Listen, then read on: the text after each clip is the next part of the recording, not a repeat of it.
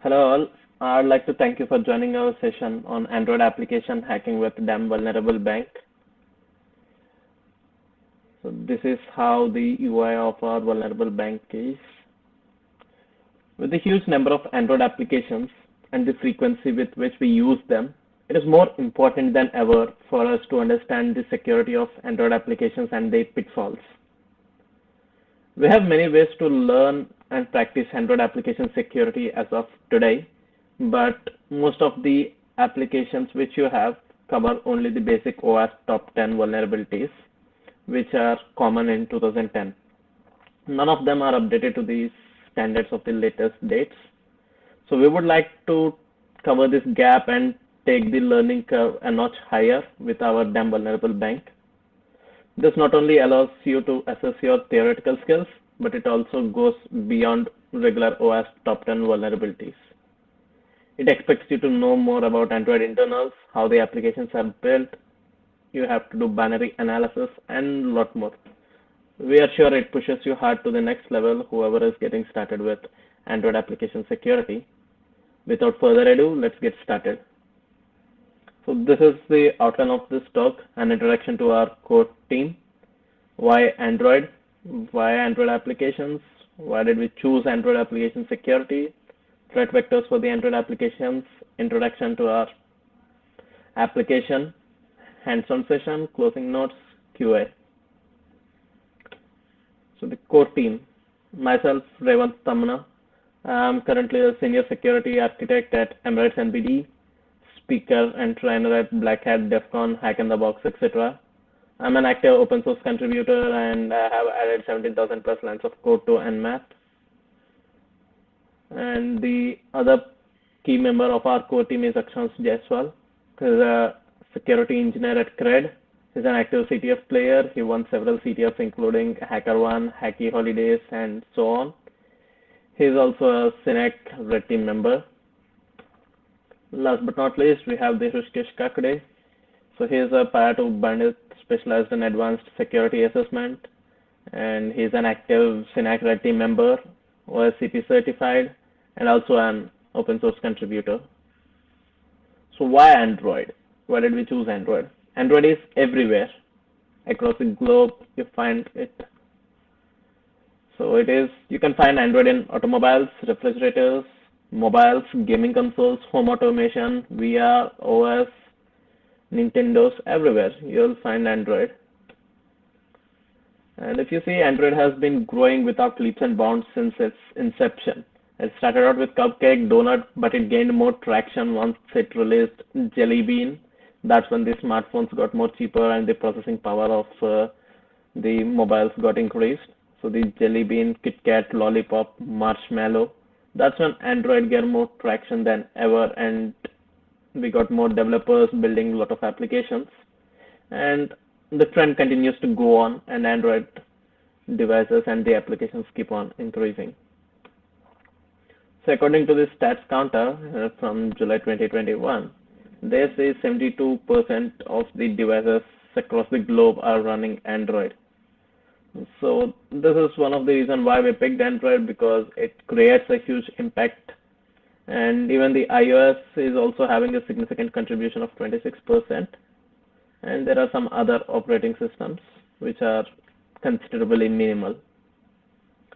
So you see the growth of Android in 2009 it started, but it was growing very slow comparatively in the 2013-14 where we have the Marshmallow, Jelly Bean. It started out with Jelly Bean until Marshmallow. We had a huge surge in the number of Android applications. So as you can see from the statistics of Dataflare, by 2023 there will be around 87% of the devices running Android. So Android is not just limited to mobiles, the IoT, automobiles, everywhere. And why did we choose the Android applications? As you can see, in 2012 it started out, and when you compare the iOS and Android, there was not much difference. It's just about a 0.1 million difference. But when you see about 2013-14, where we got the Jelly Bean, Kit Kat, and the other versions released slowly, we can see the number of we can see the increase in the number of applications for Android on Google Play. If you see on 2017, we have around 1.6 million apps on Google Play, whereas in iOS it's just 0.75 million. As of 2021, there are around 4 million apps on Google Play. And yeah, this is a statistics from BuildFire which confirms these facts that I validated. There are around 4.2 million applications as of 2020, and as of 2021, it's even more. And the games play a key role in Android applications, and the remaining regular applications which we use on the daily basis for the sportswear, fintech, health tracking, cooking, entertainment, and the list goes on. So just imagine 4.2 million applications, and its security is more important than ever. So why Android application security? As we have seen, there are around 4 million applications, and people have been using that across the globe. And an attack on one of such applications will create a huge impact. So the malware attacks in Android, according to Checkpoint, as you can see, the malware attacks are targeted mostly for the financial leverage. Around 29% of the attacks happen in the financial industry or the fintech applications. That impacts a lot of things, and the government applications, manufacturing, technology, and so on. Also, you can see the growth in malware infection is significantly higher. When the Android started, it was just 12 million devices or applications that got compromised, and as of 2018, there are around 800 million and more infected applications. So if you consider about 2021, it will be even more higher. So it's very important for us to understand the core concepts of the Android application security, or how we can protect them from a security point of view. And yeah, as you can see in 2006, when everything got started, all the attacks were non-profit motivated. They were just leveraging the vulnerabilities for fun. But as we got later into the other era, we got introduction to the bitcoins, cryptocurrencies, non-traceable transactions, and so on. So that's when things changed, when the fintech applications started getting installed on our mobiles, where we can make transactions in just one click. That's when the attackers moved from non-profit to profit-motivated attacks, where they do spear phishing attacks, or they target particular individuals or a particular application to exploit for money. And as you can see in 2012, there are around 173 attacks that happened for the profit motivated, and that's a significant trace. So we are sure if by 2021, as of now, it's even more. As you can see, high-risk vulnerabilities found in 1/3 of the Android applications are nearly equivalent to half of the or 50% of the Android applications. And according to the HelpNet security, 60% of the vulnerabilities in Android applications are on client side itself. And that should be something very scary about. And 89% of the vulnerabilities can be exploited without any physical access. So just your Android application and an internet access, it's enough to create a huge loss. And also 56% of the vulnerabilities can be exploited without even administrator rights. So even if some attacker gets hands on your mobile, he doesn't need to jailbreak or do something. Just with the default privileges, 56% of the attacks happen. So this is where we believe, considering these huge significant numbers, Android applications should be protected. And threat vectors for the Android applications, as we have discussed, the malware, data exfiltration, data tampering, data loss, multiple threat vectors depending on the kind of applications we are seeing. And considering the huge number of 4 million plus applications which we have, they have different features, and we'll get to have different threat vectors. But the most common ones are these listed here. And what are the consequences of these threat vectors? They can lead to losing of your data, bad use of your mobile resources, maybe a crypto miner running on your mobile, and reputational loss, identity theft. They can use your mobile to perform some DDoS attacks. They can use your mobile for multiple other purposes, and which can create a huge impact for you on the professional and personal level. So this is what we strive to do with our damn vulnerable bank. With these significant numbers and the increasing rate of the Android applications and the lot of new developers to the Android, we want to provide a platform where the people who want to get started with the Android application security or the Android developers have an interface to learn Android application security at a deeper level. All the applications which we have today, they just cover the OS top 10 vulnerabilities, but we want to take it a notch higher and focus on the recent vulnerabilities which we see. And we want to make it realistic as possible. And that's where this damn vulnerable bank comes into play. As you can see, we have the complete banking interface, the sign up login similar to the real world applications, and for making a transfer, adding the beneficiary and stuff. So I won't take much of your time. We'll get immediately started with the demo, and my colleague Hrishikesh will take you further on this. Thank you, Revan, for a quick introduction. Let's start with installing the application using the adb command. So adb install dvba.apk. Okay, looks like we have installed the application successfully. Let's go ahead and open the application. Looks like the application is crashing. We need to find a way why the application is crashing. In order to do that, what we can do is we will decompile the application using the APK tool and check the Android manifest file. So let's go ahead. We'll use the APK tool D to decompile, and we'll take the APK file and let's decompile the application.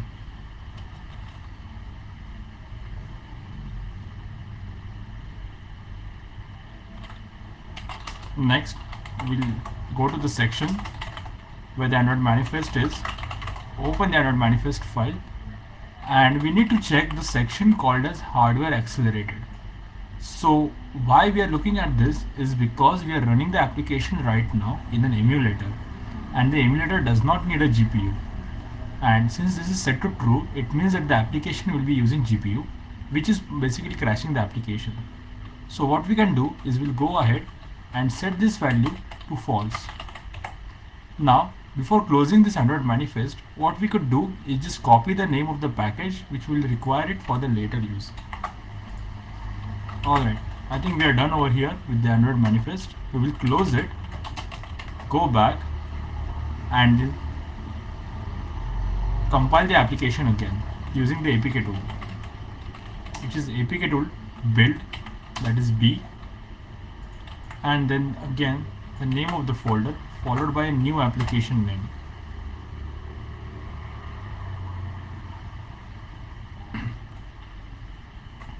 Let's wait for a few seconds so that it builds the application, and the application is built. Now what we will do is we will go ahead and uninstall the previous application so that we can install this new application. We will use adb uninstall, and remember we had copied the package name. We'll quickly paste it over here.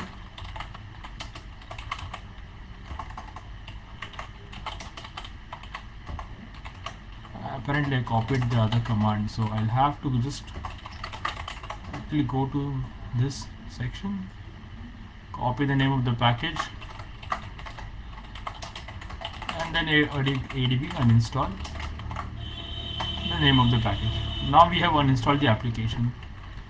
We will go ahead and install the application that we just now built, which is dvba-no GPU. So adb install name of the package. Just trying to install the package, but looks like there is some error. It says that failed to collect certificates. Now we are getting this error because we have yet not signed our application. So let's go ahead and sign the application using the key tool. So key tool will create a key first with the type key store, and let's set up a password for the key tool. We can keep it blank. Click on yes. We have created a key. Now we'll use this key to sign our application using the jar signer. Let's go ahead and sign our application. Let's use the previously set password for the key, and we have signed the application.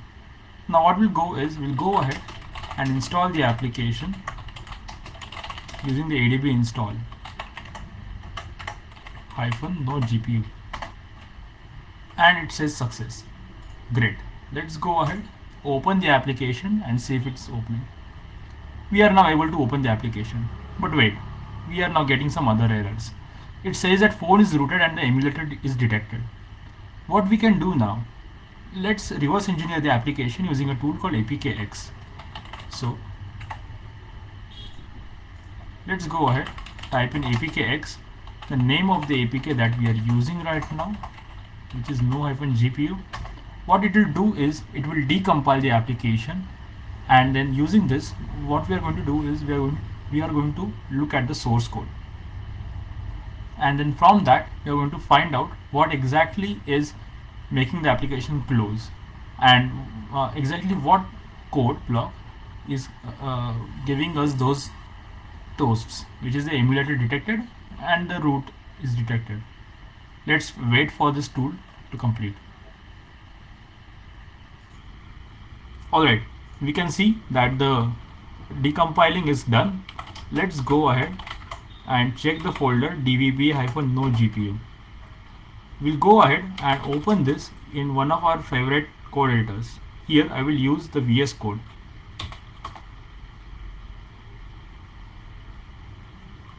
But wait, searching from here is a tedious task. What we could do instead is let's use a command line tool called grep and look for the word which said emulator detected. I'll just quickly show the application again, and we'll check the toast. What message does it give?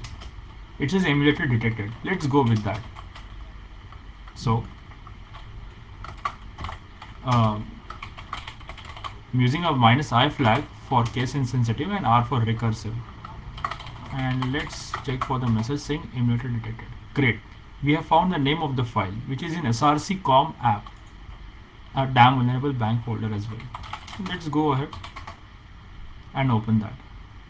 Set src-com app damn vulnerable main activity.java. Now what we could do from here is let's search for the keyword emulator, and there it is. We have found the code block that is actually giving us the toast. But this code block does not seem to actually close the application. It is just sending a toast. Now let's check for the other message, that was phone is rooted. Here it is. So basically we are looking at this code block. Now what exactly is happening? If the a.r returns true, the application will send a toast with the message phone is rooted, and then it will call the function which is this.finish, which will basically close the application. Now in order to bypass this checks, what we have to do is we have to flip the return value of this method. Now there are two ways to do that. One is to patch the application using Smalley code and then rebuild and then reinstall. The other way is to dynamically hook into this function at the runtime and change the behavior of this method and send the value as false instead of true. Or we could just flip the value of a.r. So we don't even have to see how the a.r is implemented. Now in order to do that, let's go ahead and let's use Frida to dynamically hook onto this method. So I'll close this file, which we won't need right now. Okay. Now what I'm going to do is we already have a script ready for Frida. I will just quickly show you the script that is we are going to use. Let me just get back. Here it is. So what we are going to do right now is java.use is going to use this package called a.a.a.a, where the a.r is actually defined. Now we are going to implement the method r, which we saw previously, which wherein a.r was being used.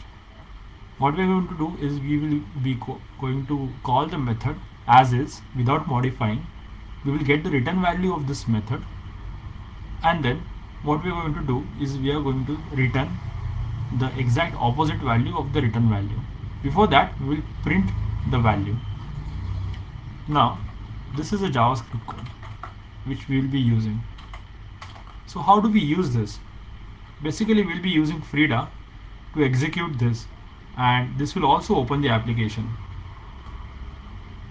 Alright then, let's go ahead and run Frida to start this. What I'm going to do is I'll be calling a Frida command with a -f, which will open the package, and the L will pass the file name which we just saw. Okay, let's see how it goes. Clicking on insert. Alright, looks like I have not started my Frida server. Let me just go ahead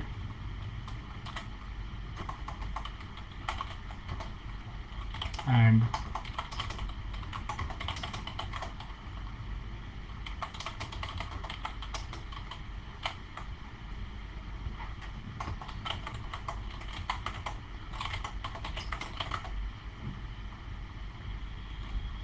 let me just start the Frida server.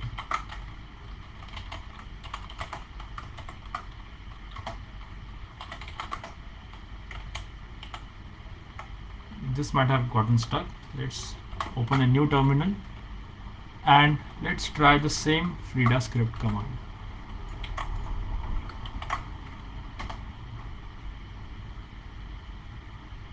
Okay, it says syntax error. Let's check what the error is on the line 10.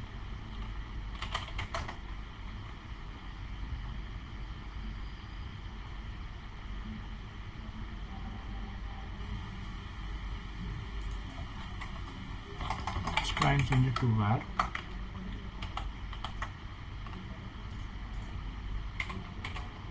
Let's execute it again. So let's run the Frida script and see if we can bypass the root detection and the emulator detection using this. It says use resume to let the main thread running. Okay. Now what we are seeing over here is we can ignore the emulator is detected, but we are seeing that the Frida is running. This is what we are seeing now, and that is what is crashing the application. Let's go ahead and see exactly what that is. Let's check the code again.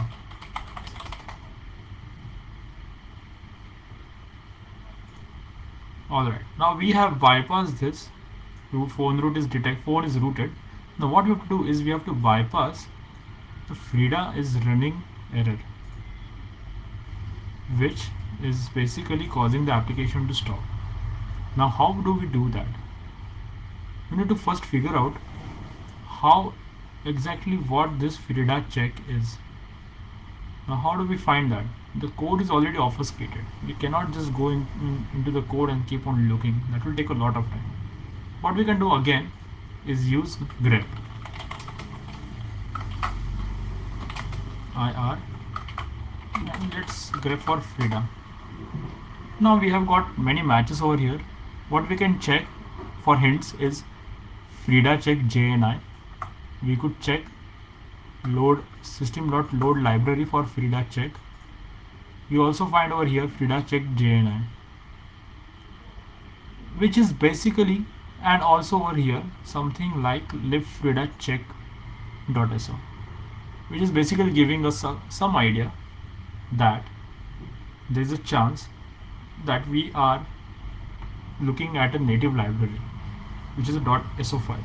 Now how do we find how this Frida check is implemented?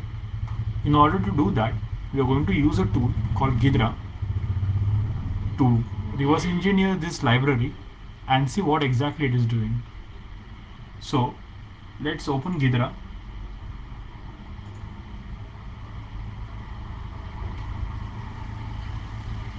And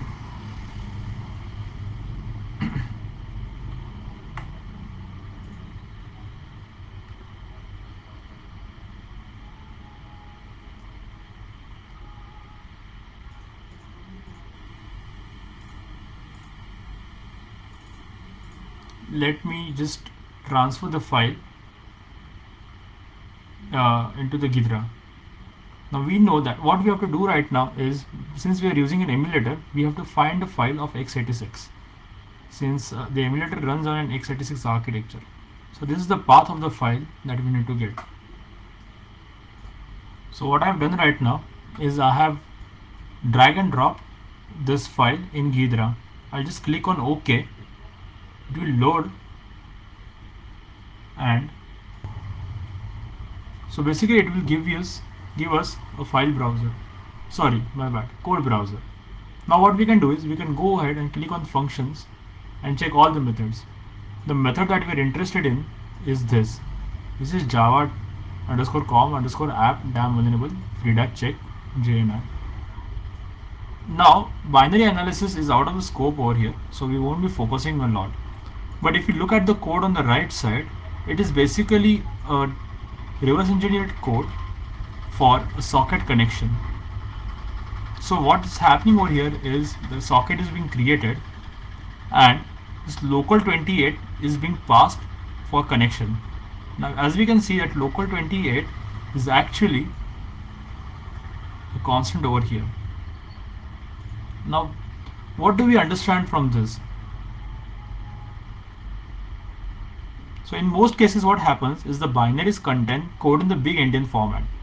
So we basically need to convert this value, which is A269000002 0002, to an actual value which is having 8 bits. Now basically we have to split this into halves, which is 0x A269 and 0002.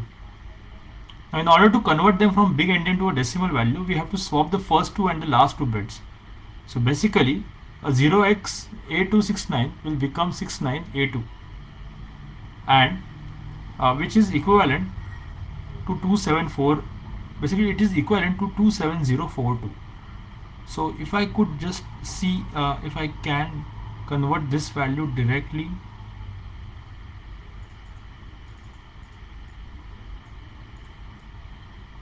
to decimal, if I can show you right over here. Yes, so what's happening right now over here is that we need to swap the digits, which is why we are not able to get the exact value which we wanted to, which is 27042. Now if I click on convert again, so this is the problem, but I hope you got it. Basically what we are saying is that since we have to convert it from big endian, we have to split the first 4 bits and the last 4 bits. So we have just, let's focus on the first 4 bits, which is 0xA269, which will be changing as 2a and 96. So it will be 0x2a96, which after converting to decimal would be 27042. And now if you Google the Frida's default port, since Frida is a server client architecture, Frida server is running on the emulator. Now if you Google the default port of the Frida, we'll find that it is 27042, which is the exact port that we have found. So what do we understand from this code? It's basically that the application is trying to connect to the default port, and if the port responds back with a TCP handshake packet, basically it will find that the port is open and the application is stopped working. So how do we bypass this? Well, it's pretty easy. All we have to do is just change the port of the Frida server. That's it. Now how do we do that? Let's see. Let me just close the Ghidra. Alright. Now let's go ahead and get into ADB shell, cd data local temp. This is where I have stored my Frida server. This is my Frida server. What I'm going to do is I will kill the previous, the current process. Let me find what the process is.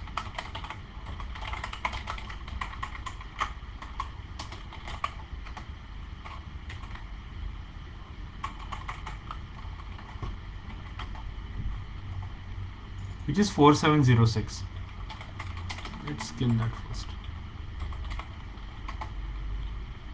Now let's start the Frida server again.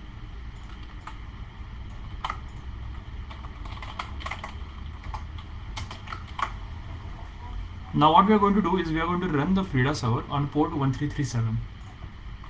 Let's see how it goes.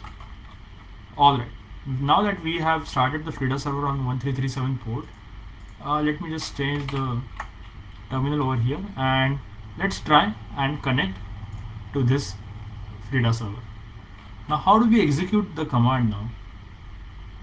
Well, it's pretty easy. We just have to add the -h flag. So how do we do that? First, get the IP address of the emulator, which is, in my case, it's 192.168.57.107. Let's go ahead and run Frida, this time with a host and the port number that we have given, and the rest of the flags remain the same. Let's see how it goes. Listen, resume. The application is opening, and finally the emulator detected and the Frida is not running. That's great. Now we are able to run the application. Now let's try and understand and explore the application. Now that we are able to run the application, let's go ahead and try and explore the application. In order to do that, what we have to do first is start the backend server and then get the IP address where the backend server is running and enter the IP address in the API input field. I went ahead and checked the IP address where my backend server is running, and I'm going to put that over here, which is 192.168.57.1 and 3000. So 3000 port is where the API is running. Let's click on health check and see if the API is up. Great, the API is up. I'm going to go ahead and use the login feature to log in using one of the default credentials, which is user1 and the corresponding password of user1. Alright then, looks like we have logged in finally. We will have to keep this Frida running because without that the bypasses won't work, which means the application will crash. Now the next step is we need to understand and see how the request and response is being handled. So for that, what we are going to do is we are going to use burp to intercept the requests and then see the traffic, how it's flowing. Now how to set up burp and proxy is not in the scope, so I'm going to just go ahead and show the response and the request from the burp. Alright then, let's go ahead and just let's click on view beneficiary. We can see that there is a request and response that we are getting by clicking the view beneficiary. In the request, we are not getting any much of a body. It's just a post request to view the beneficiary. The authentication or the authorization is implemented using the JWT token. Now, even JWT token is out of scope right now since we are focusing more on the application. Let's check the response. Okay, then. It looks like the response has the keyword. So the first thing is that the response is in JSON format. Second is the key is enc_data and the value is not in plain text. It looks like a base 64. So let's just go ahead, select this value. We can check in the decoder, decode as base 64. But hey, this everything is garbage. It looks like it's probably encrypted. Now what we can do is since we are checking at the beneficiary view, we can just go ahead and check the source code of it, and we'll find what exactly is the application doing. So to do that, let's open the the application that was previously decompiled using the APX tool. So we will open it using the VS Code editor.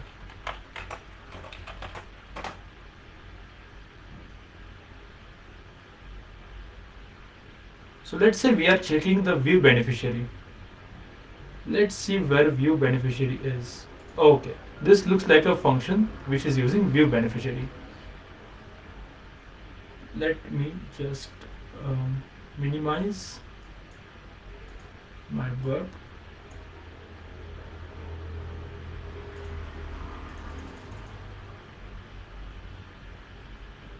Alright.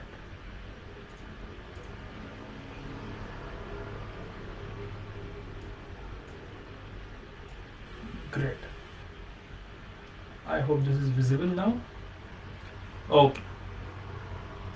So now let's check view beneficiary. Let us again check what exactly did we find in the birth. The keyword. It was enc underscore data. So let's go ahead and check for the keyword enc underscore data.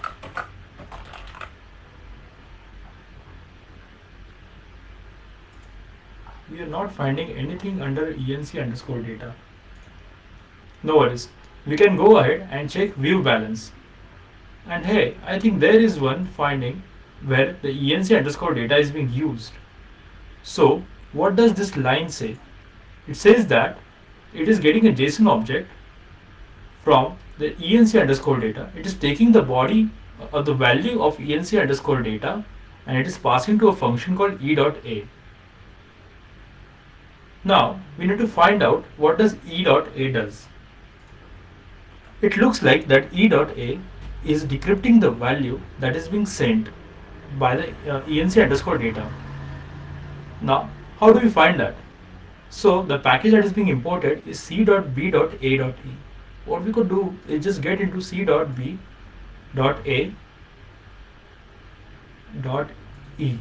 So this is the package that we are looking at, and then the function with the method name a. Again, then there is another function that is being called. Let's not get into the rabbit hole. What we could do is just use Frida magic again and just hook onto the method which we saw previously in, let's say, view balance, which was e.a. So this is the script that we'll be using to get the decrypted value. So what we are doing here, we are using the package which is c.b.a.e, which we saw previously. We are implementing the function which is a, which means that whenever this function a is called from the package c.b.a.e, this is the method that will get executed. And what are we doing here? We are just getting the data that is being sent to this method. We will actually call this original method, get the return value, which hopefully should be the decrypted value. We'll log it, and then we'll just return the same value so that we do not crash the application. Alright then, let's save this. Let us go ahead and reload this script.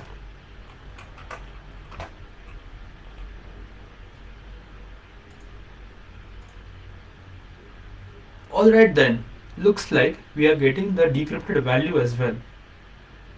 That is great. But now we also need to see the value that is being sent to the server. So basically we need the value that is being sent to the server so that we can tamper with the request and then go ahead with our other pen testing methodologies or strategies. But first, let's see how we can tamper the request. For that, first we'll have to decode or decrypt the requests. So in order to find how the request can be tampered, we need to find an API that actually has got the requests. So let's just click on few of the APIs over here and see if we can find any API that actually has got the request. Well, this does not have one. My balance does not have one.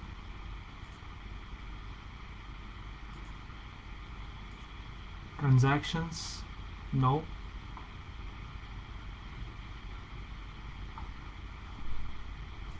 We get one for.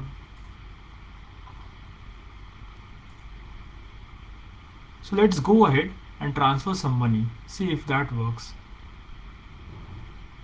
Enter the account number again, which is 3 times 2, 3 times 2. Enter the amount. Let's just send 1. It has not found any fingerprint sensor. I hope it goes ahead,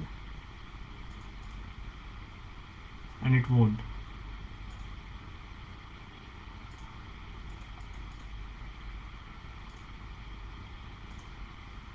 This is because we have not implemented a pin. If we had implemented a security pin, this would have gone ahead. Alright then, looks like we are not finding any method from here. Let's just go into the source code and see if we can find any method. Let's check bank login. Alright then, looks like this is something that is interesting. It is taking username and password. Okay, wait, this is something we had found in the burp as well. If you check login, the request is actually sending some data which is encrypted. Let's try and leverage this.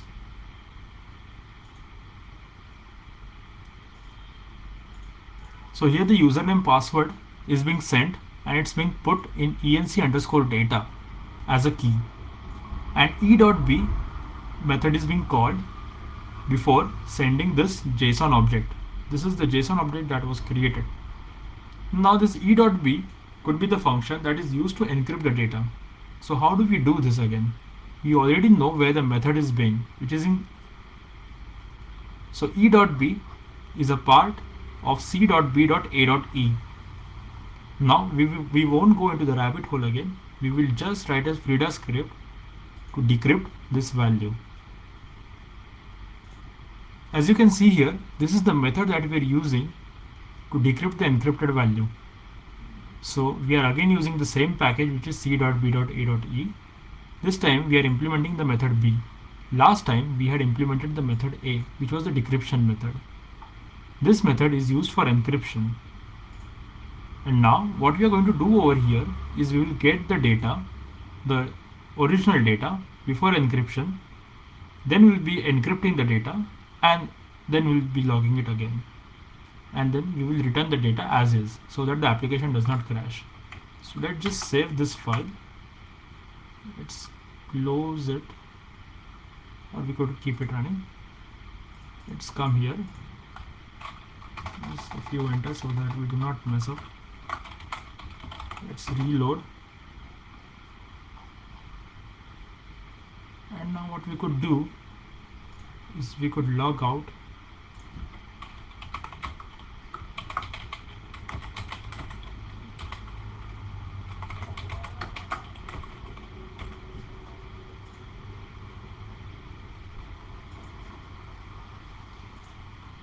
and login user 1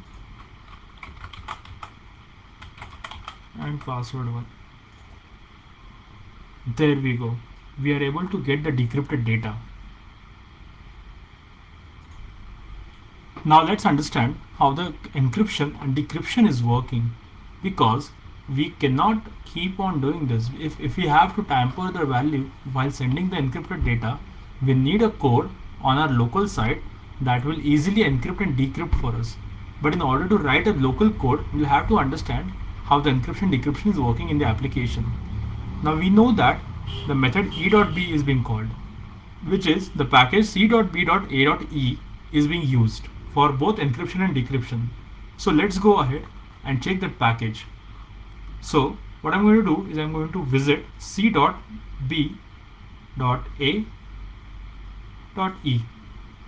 wherein I can see that the method A was used for decryption, the method B was used for encryption.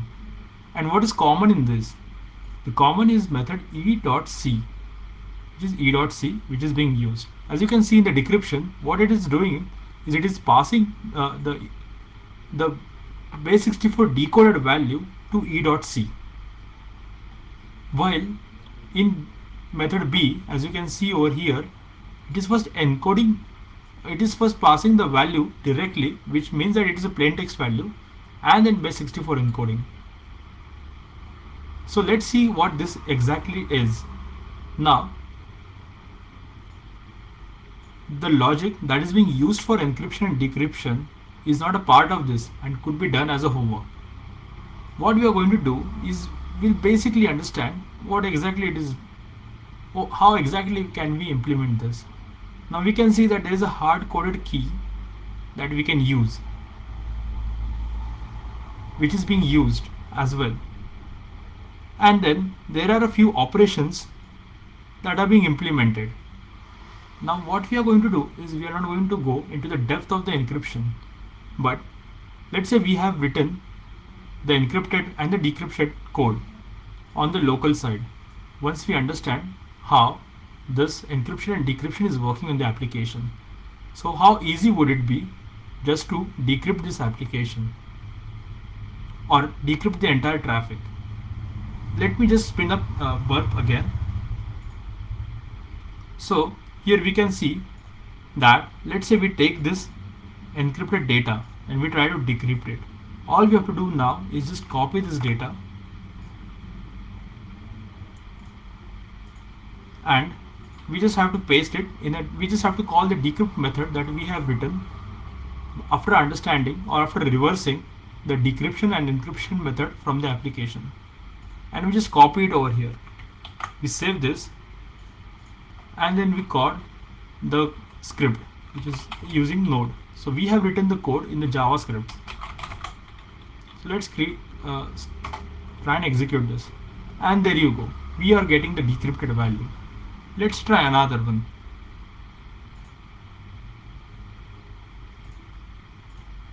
Let us take a response this time. We copy the encrypted data, we open the crypto.js, change this value, save the file and execute it again, and there you go, we have our decrypted data. This is how easy this has been once we understand how the application is reversed. But it's not going to be that easy in a real world example. Now, to take you ahead, I invite Akshansh and I hand over it to him. Thank you. So in exploit section, we are going to talk about real world attack scenarios and vulnerabilities in DVPA. So let's begin with real world attack scenarios. So first we are going to discuss about sensitive information disclosure. So in this, we are going to talk about a researcher report that was being disclosed on HackerOne, and the application was Coinbase. So in Coinbase application, there was a bug where logging was enabled and which would result in the highest impact for access token leakage. So basically, when a user would log in into Facebook, the OAuth response code would be sent back to the application. But in this case, what was also happening is that the application was receiving it, but also the logging was enabled. So via logcat, anyone could also see that response code. So researcher further escalated and was able to obtain the access token for an account by also using client secret. Coming to second vulnerability, there was user input leakage. So this happened in Grammarly keyboard application. So in Grammarly keyboard application before 4.1, there was leakage in user input text field. But currently, Grammarly keyboard is not supported less than version 5.0, so the vulnerability is itself prevented. Third, we are coming to accesses in WebView. So this was reported by Paggy Pro and in Grab application. So in this, the issues were related with deep link and WebView. So what basically the issue was that deep link was accepting page URL parameter, and this parameter was able to load URL in the application. So Once it was loaded in the application, user can send a deep link URL and it would be loaded inside the application sandbox. So Backkeeper further escalated it, and then he was also able to get grab user information. So for a particular user, he was able to get information of them. So how this was exactly triggered, let's see. So as you can see, like, the page parameter was vulnerable, which was able to open any URL. Now once this could open any URL, the first major attacks can be the user can do an open redirect and can send him to a malicious web page, or they can show an pop-up or alert kind of thing. But in this case, what was happening is basically the WebView had an interesting setting that would support Zendesk Activity Web Interface, and basically this what allowed is to get grab information user within that web page. So basically for the POC, if someone had loaded Windows.Android get grab user and loaded this exact page, what would happen basically is they could get grab user information. So this was a sensitive one which was happening via accesses, and also the deep link was involved, so this was a chain of multiple issues. Now, so now let's look at vulnerabilities that we have laid out in DVP. So we are going to see demo for two of the vulnerabilities, that is first sensitive information disclosure and accesses in WebView via deep link. So let's start with this.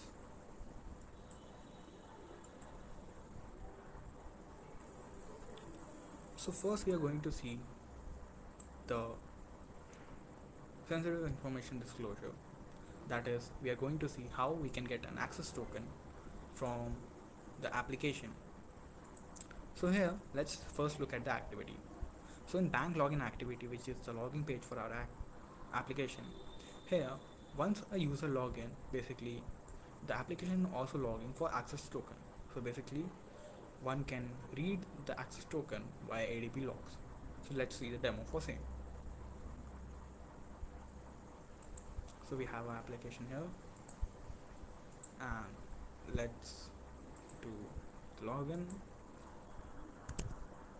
and we're going for the admin user account, and let's grep for the access token, and let's login. So as you can see, we got the admin user access token via the ADB logs.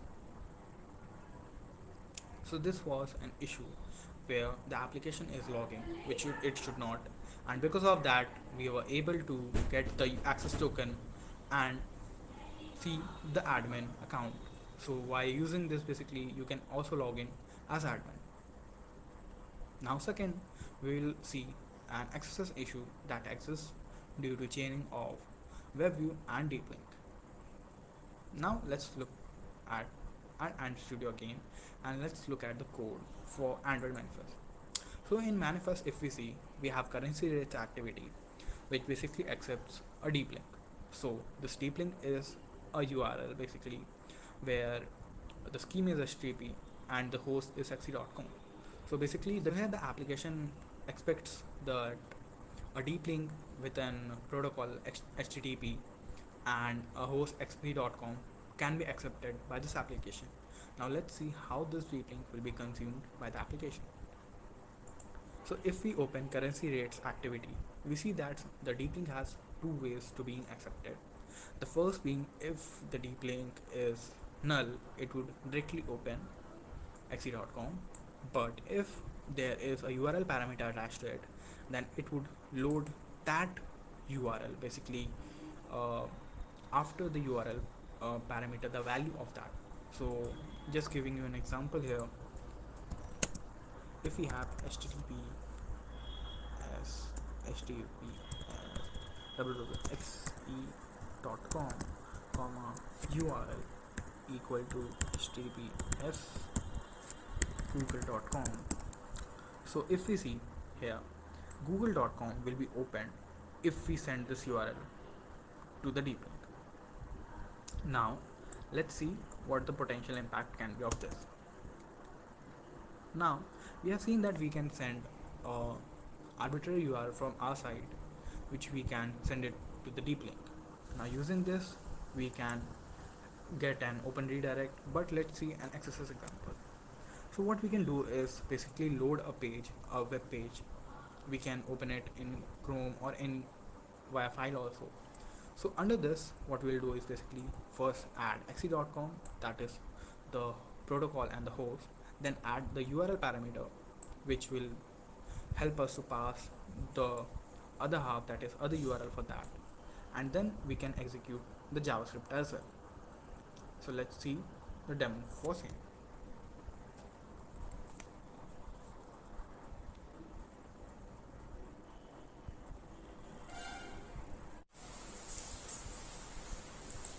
So as you can see, we have loaded this page, and if we click on lucky draw, let's see what happens. So we get the prompt and we'll click just once. As you see, we get the JavaScript being executed and we get the prompt for enter password. Now this was the demo for the two vulnerabilities that we have covered.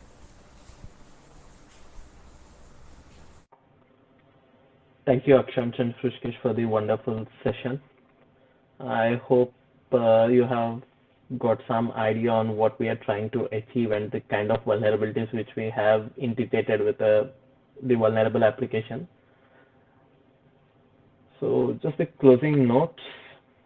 So with this all said, we developed this application, the Damn Vulnerable Bank, with the willingness to share, learn, and teach Android application security.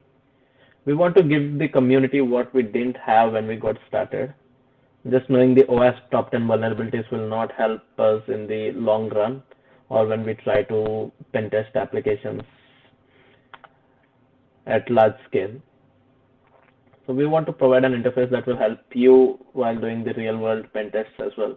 So we are constantly striving to keep this application updated with the latest vulnerabilities and make it as harder as possible to level up the skills of the beginners starting with Android application security so that they will have access and knowledge to different techniques other than OWASP top 10.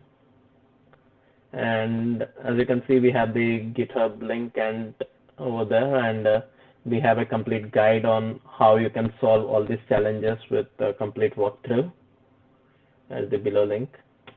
And yeah, we are open for the Q&A, and you can contact us on Twitter on this below links. Thank you for staying with us so far. We would like to hear more on your feedback. Okay, guys. Thank you for the great talk. We are now ready for the Q&A session. Do we have any questions from the audience on YouTube, in Zoom, anywhere else? Okay, guys. Thank you for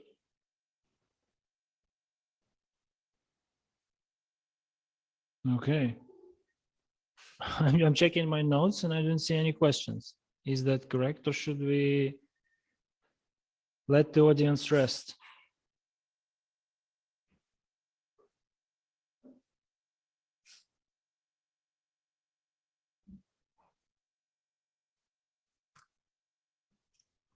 If anyone on Zoom wants to ask the questions live, please raise your hand and I will give you the microphone.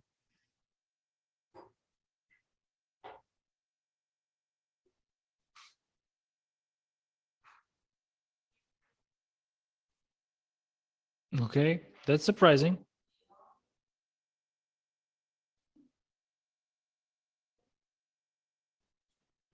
Okay, I will ask the question then. Guys, do you plan to extend this work somewhere else, to some other platforms, to IoT or to iOS? I don't know. It looks like something that could scale.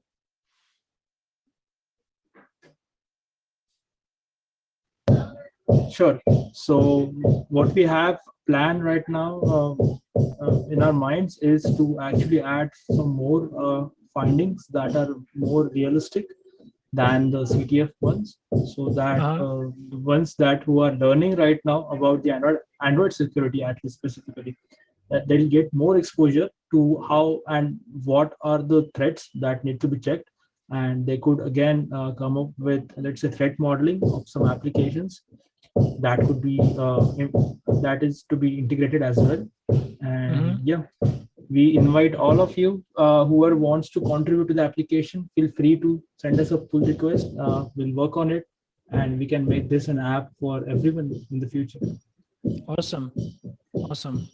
Okay, so my strategy of taking fire on myself and letting the audience rest seems to work out. We have the first question. Does the damn vulnerable bank contain all the real world challenges?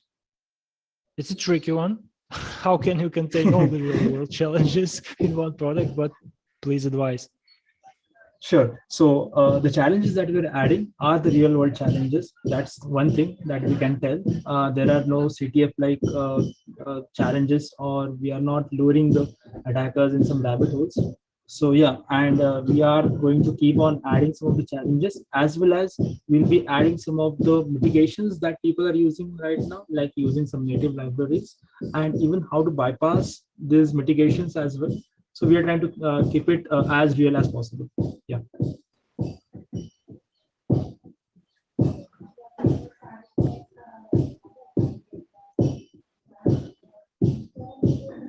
I'm glad you're on mute if you're speaking. Yeah, sorry. I'm giving the microphone to Bogdan, who has a question and wants to ask it live. Please go on, Bogdan. Yeah, hi guys. Thanks a lot for your talk. Let me introduce myself. I'm Bogdan, I was Brutomer chapter leader, and I have a question for you. Would it be easier to use real device with Magisk, for example, to bypass root detection and some SSL kill switch to decrypt the traffic? Hey Bogdan, thank you for your question. So I mean, majority of the applications can be bypassed using Magisk to bypass detection, and even SSL kill switches work. But in real life or in real world, we've seen applications on which these general tools don't work. So just for that, what we have done is we have implemented, or we've used FIDA, so that the people who are just entering into Android security would also get a taste of it, so that they can use their own creativity in order to write some code to hook into the methods dynamically and perform some more stuff. Okay, got it. Thank you. Thanks for an answer. Yes. Thank you. Okay, next question. As far as I understand, this app doesn't use ARM trust zone. What can you do in such case?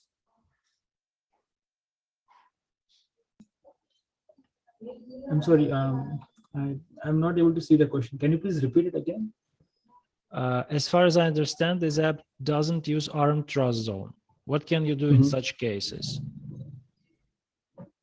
I think it means that what you can do when in the cases when the application does use ARM trust zone.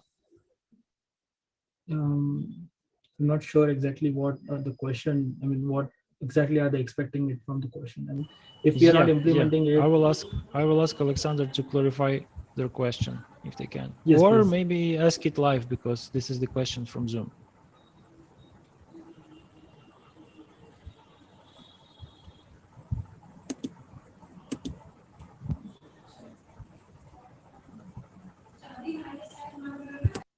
Yes, Alexander, you can now talk. Please unmute and go on.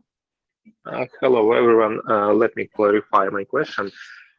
So ARM trust zone is a standard mechanism for security extensions, and it should enhance security for device for using secure storage, cryptography from trust zone, and other mechanisms. Could you bypass such mechanism with your techniques? Got it. Thank you for asking. Excuse me, just from my understanding, it's like security enclave in iOS, right? Right. So TPM basically. Yeah, thank you for the question. Yes. Really interesting.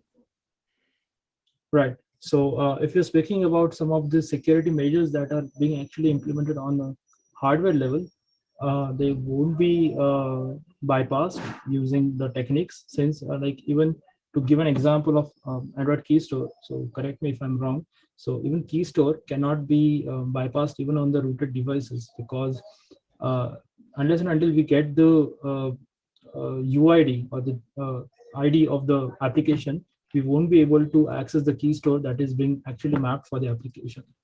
So these are the shortcomings of actually hacking the applications, even if we are doing it on a rooted device, or even if the application is running on a rooted device. Thank you. Yes, thank you. Okay, do we have any more questions? We have a lot of feedback, positive cheering on YouTube. Thank you for the great talk. Nice one. Keep it going. Yeah. I would just repeat that if anyone in the audience wants to contribute to the project, get back to our speakers after the talk or after the conference, and Could I post the link in the chat? Can you go ahead and do that? All right then. yeah, you can easily find the Invulnerable Bank on GitHub. So your PRs are warmly welcome. Absolutely. Okay, any more questions? We have some delay with YouTube. Let's wait for about 20 seconds and then wrap it up. And the link goes to YouTube channel as well.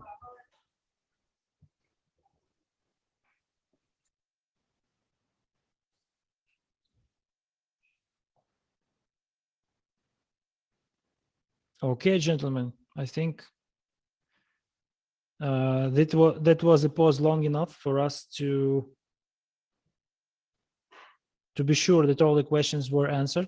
Thank you very much for the great talk, and we will get back to you regarding the logistics later on. Okay. Thank you, Vlad. Thank you for having us. Thank you. Thank you, very Vlad. much for your contribution. Thank you, everyone. And the great project that you are maintaining. And I again